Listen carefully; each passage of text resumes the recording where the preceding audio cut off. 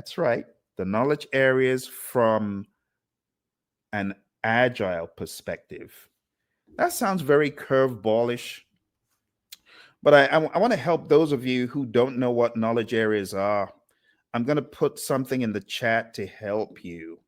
So let me go on down to my LinkedIn. Those of you on LinkedIn, please go to this link to download a chart that I have for you on the knowledge areas. Hopefully, we'll be able to talk about this later as well. But I'm just going to go ahead and put it in the chat. So here we go. This is a really helpful chart for anyone that has not studied the knowledge areas.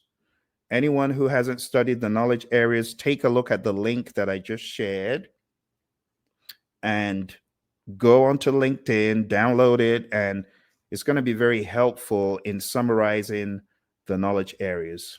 Okay, if we have enough time, we'll talk about knowledge areas today. All right, the other big thing you need to know for your exam is Scrum. So Scrum is an agile framework. It's the most popular agile framework used in the world today.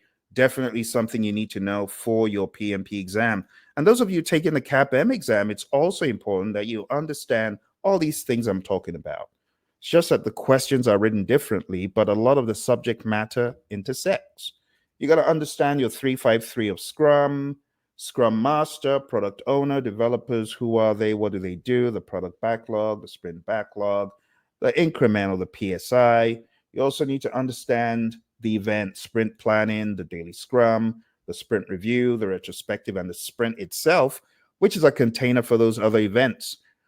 You also need to understand, as you get ready for your PMP exam, the predictive piece. The predictive piece of the puzzle is the one that makes people scratch their head the most, in my experience.